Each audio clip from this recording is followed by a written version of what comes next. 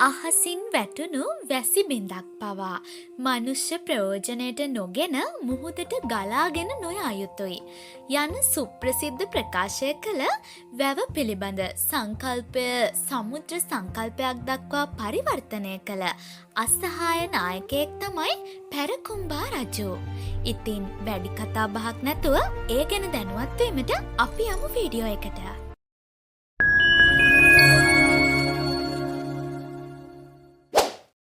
පරාක්‍රමබාහු රජතුමා උපත ලබන්නේ එවකට කොටස් 3කට වෙන් වී තිබූ ශ්‍රී ලංකාවේ දක්ඛින දේශය නම් රාජධානියේ කුඩා ගමකයි. මොහුගේ දෙමව්පියන් උනේ පළමුවන මානාභරණ රජු හා රත්නාවලී දේවියයි. පරාක්‍රමබාහු කුමරු උපත ලබා වැඩි කාලයක් යන්නට කලින් ඔහුගේ පියා මානාභරණ රජු මිය ගියා. ඔහුගේ මරණයෙන් පසුව රාජ්‍යත්වයට පත් වුණේ කීර්තිශ්‍රී මේඝ එහෙමත් නැත්නම් පරාක්‍රමබාහු කුමරුගේ බාප්පායි. පරාක්‍රමබාහු කුමරුට ශිල්ප ශාස්ත්‍ර උගන්වා අනාගතයේදී රජ කරවීමට කීර්තිශ්‍රී මේඝට වුමනා වෙනවා. ළමා වියේ සිටම පරාක්‍රමබාහු කුමරුට වුමනා වුණේ බෙදී වෙන් වී ගොස් තිබූ දේශය නැවත එක්සේසත් කිරීමටයි. තරුණ වියට පත් පරාක්‍රමබාහු දිනක් තම බාප්පාටද නොකියාම මාලිගයෙන් පිට වී ගම් නියම් ගම් පසු කරගෙන රජරට රාජධානියට පැමිණියා. ඒ කාලයේ රජරට පාලනය කළේ දෙවන ගජබා රජතුමායි. පරාක්‍රමබාහු කුමරු පැමිණි බව දැනගත් ගජබා රජු ඔහුව මාලිගාවට කැඳවා සියලු ආගන්තුක සත්කාර කර මාලිගයෙහි ඔහුට නවාතැන් දෙනවා. පරාක්‍රමබාහු කුමරුත් ගජබා රජුගේ යුද ශක්තියත් ධන ධාන්‍යාදී හා පාලන තන්ත්‍රය වැනි කරුණු පිළිබඳ හොඳ අවබෝධයක් ලබා ගන්නවා. ටික කාලයක් යද්දී රත්නාවලී දේවියගේ මැදිහත් වීමෙන් පරාක්‍රමබාහු කුමරු නැවතත් දක්ඛින දේශයට පැමිණෙනවා. ඔහු දක්ඛින දේශයට පැමිණ නොබෝ දිනකින් මහලු වියට පත්වී සිටි කීර්ති මේඝ රජු මිය ගිය අතර ඉන්පසුව දක්ඛින දේශයේ රජකම පරාක්‍රමබාහු කුමරුට හිමි වෙනවා. එතැන් සිට රජරට බලය ලබා ගන්න අරමුණු කරගෙන දක්ඛින දේශයේ ආර්ථිකය වැඩි දියුණු කිරීමට පියවර ගන්නවා. මහා පරිමාණයෙන් වැව් බැඳීම, කුඹුරු වගා කිරීම, පස්දුන් කෝරළයේ වගුරු බිම්වල වතුර ඉවත් කර සරුසාර වගාවන් ඇති කිරීම එතුමාගේ එවැනි ව්‍යාපෘති කිහිපයක් විදිහට අපිට හඳුනගන්න පුළුවන්. තවද මේ කාලයේදී පරාක්‍රමබාහු රජතුමා විසින් ඉදිරිපත් කළ එක් කියමනක් නිසා මෙතුමා ශ්‍රී ලංකාව පුරාම ප්‍රසිද්ධියට පත්වෙනවා. අහසින් වැටෙන එක් දිය බිඳුවක්වත් මහජනයාගේ ප්‍රයෝජනයට නොගෙන නිකරුණේ මුහුදට ගලායාමට ඉඩදීම නුසුදුසුය. අහසින් වැටෙන එක දිය බිඳක්වත් ප්‍රයෝජනයට නොගෙන මහමුහුදට ගලායා යුතු නැහැ. ඒ වගේම තම රාජධානියේ සෑම තරුණයකුටම යුද පුහුණුව ලබා දුන් මෙතුමා ඉතාමත් විධිමත් ආකාරයට යුද ශක්තිය වැඩි දියුණු කර තිබෙනවා. රජරටට පැමිණෙන්නට පෙර රජරට රාජධානිය යටතේ පැවති මලය රට හෙවත් උඩරට ප්‍රදේශයේ බලය තහවුරු කිරීමට මෙතුමාට අවශ්‍ය වෙනවා. දෙවන ගජබා රජතුමා යටතේ දුම්බර ප්‍රදේශයේ පාලනය කළ රක්කනම් සෙනවියාට අල්ලස් දුන් පරාක්‍රමබාහු රජතුමා පහත දුම්බර නපාත රඹුක්වැල්ල හා දුනුවිල කියන ප්‍රදේශ තමාගේ යටතට පත් කරගත් අතර ඉතිරිය අවිබලයෙන් යටත් කරගන්නවා. මේ අතරතුර රජතුමාට ද්‍රෝහී වූ සෙනවියාට දඬුවම් දීමට දෙවන ගජබා රජු විසින් එවූ සේනාව සමග පරාක්‍රමබාහු රජුගේ සේනාව අතර ඇති වුණ මහා සටනින් පරාක්‍රමබාහු රජු ජයගත් අතර මුළු මලය රටම පරාක්‍රමබාහු රජුගේ අනසකට යටත් වෙනවා. මේ අවස්ථාවේදී එවකට රුහුණු රාජධානියේ රජතුමා වුණු දෙවන මානාභරණ රජු පරාක්‍රමබාහු රජුට සහාය දීමට තීරණය කරනවා. ඉන් පසුව බලගතු හමුදාවක් ගොඩනගාගත් පරාක්‍රමබාහු රජතුමා රජරට ආක්‍රමණය කර ජයගෙන දෙවන ගජබා රජුව සිරගත කරනවා. මේ අතරතුර යුද වාසි සඳහා පරාක්‍රමබාහු රජතුමාට සහාය වූ සෙනවියන් කිහිප දෙනෙකු රජරට කොල්ල කන්නට පටන්ගත් අතර දෙවන මානාභරණ රජුගේ ප්‍රධානත්වයෙන් එය සමතයකට පත්වෙනවා. ඉන් පසුව භික්ෂූන් වහන්සේලාගේ ප්‍රධානත්වයෙන් ගජබා රජු හා පරාක්‍රමබාහු රජු අතර ගිවිසුමක් ඇති වූ අතර එම ගිවිසුමට අනුව දෙවන ගජබා රජු මරණයට පත්වනතුරු රජරට පාලනය පරාක්‍රමබාහු රජුට හිමිවන්නේ නැහැ. කෙටි සාමකාමී කාලයකින් පසුව දෙවන ගජබා රජු මරණයට පත් නමුත් ගිවිසුමට අනුව කටයුතු නොකළ රජරට ඇමතිවරු රාජ්‍ය පාලනය භාරගන්නා ලෙස දෙවන මානාභරණ රජුට ආරාධනා කරනවා. ඉන් පසුව තම හමුදාවත් සමග රජරට රාජ්‍යයට පැමිණ මානාභරණ රජු පොළොන්නරුවට ඇතුළු වී එය යටත් කර ගන්නවා. මෙයින් කෝපයට පත්වුණු පරාක්‍රමබාහු රජතුමා සේනාවත් සමග පැමිණ මානාභරණ රජු පරාජය කර පළමුවන පරාක්‍රමබාහු ලෙස පොළොන්නරුවේදී අභිෂේක ලබනවා. සටනින් පරාජය වූ මානාභරණ රජතුමා නැවතත් රුහුණට පලා ගිය අතර එහිදී රෝගාතුර වී මරණයට පත්වෙනවා. ඔහුගේ මරණයෙන් පසුව ඔහුගේ මව වූ සුගලා බිසව රුහුණේ රාජ්‍යත්වයට පත් වූ අතර දන්ත ධාතුවේ භාරකාරීත්වය හිමි වූ නිසා ඇය ලංකාවේ නීත්‍යානුකූල පාලිකාවක් බවටද පත්වෙනවා. පරාක්‍රමබාහු රජුගේ රාජ්‍යත්වය තහවුරු කර ගැනීමටද දන්ත ධාතුව අවශ්‍ය නිසා පරාක්‍රමබාහු රජතුමා රුහුණ ආක්‍රමණය කර සුගලා බිසව අත්අඩංගුවටගෙන දන්ත ධාතුන් වහන්සේ ලබා ගන්නවා.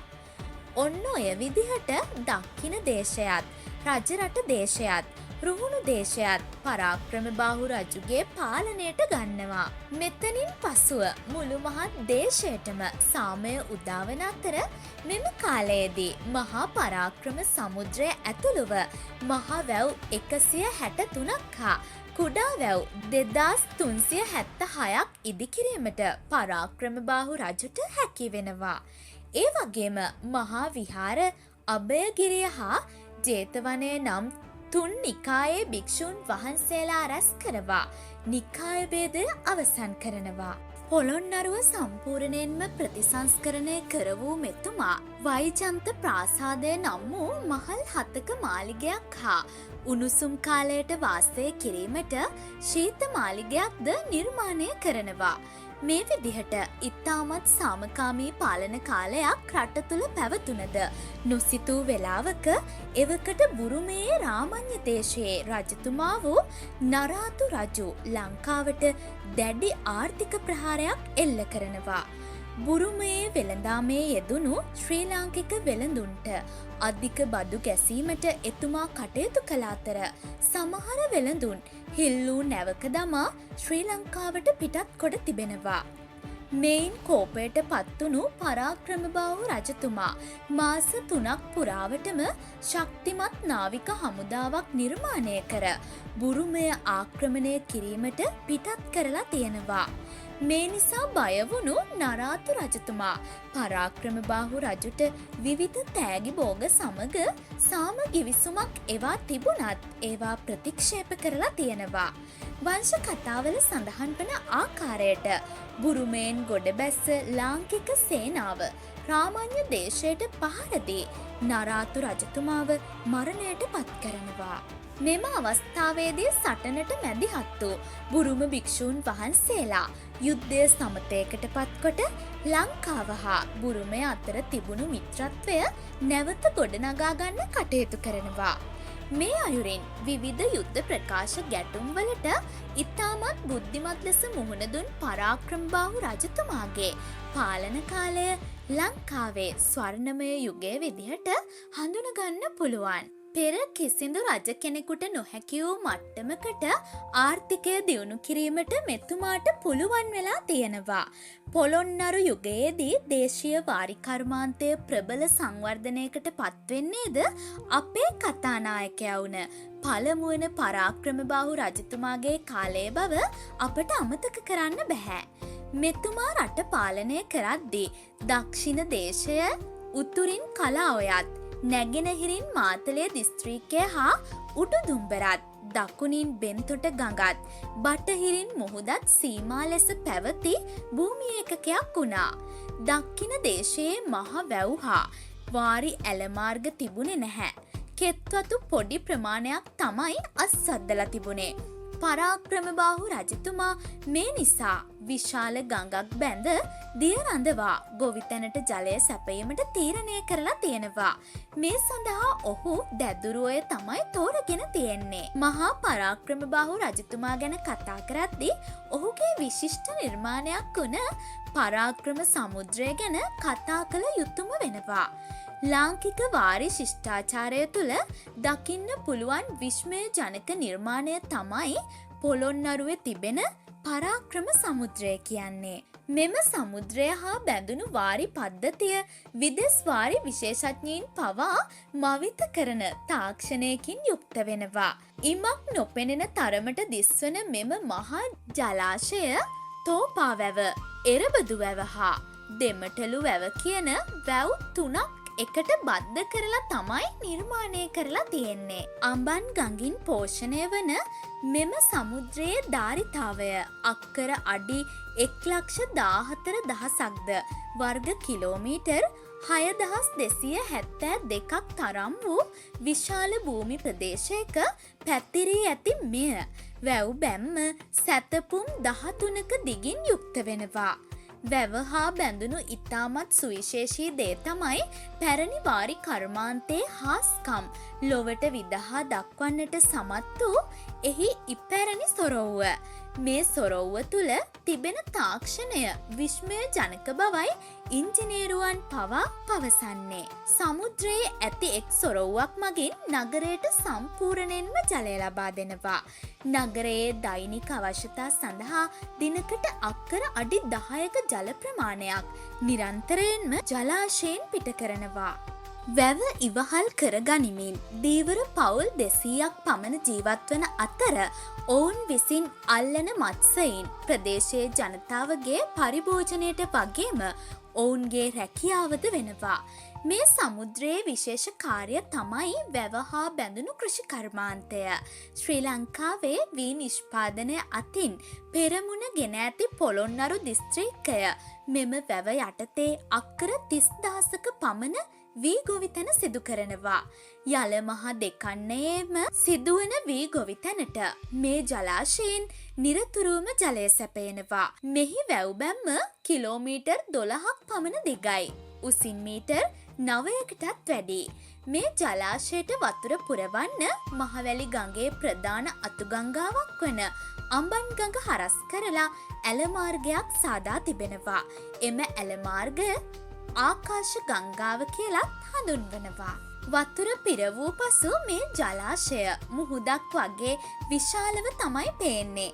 ඒ නිසා මෙයට පරාක්‍රම සමුද්‍රය කියලා හඳුන්වනවා.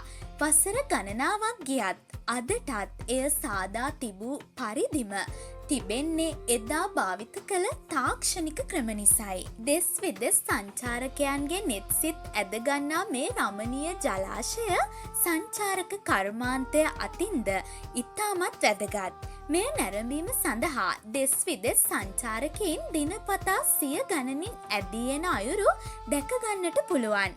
ලංකාවට සංචාරක කර්මාන්තයක්ද ලංකාවේ ජීවත්වන මිනිස්සුන්ගේ වගේම ලංකාවේ ආර්ථිකය ශක්තිමත් කරන ඉතා විශ්මිත නිර්මාණයක් කළ මහා පරාක්‍රමබාහු රජතුමා කිසි දිනක අමතක කරන්නට අපට නොහැකි.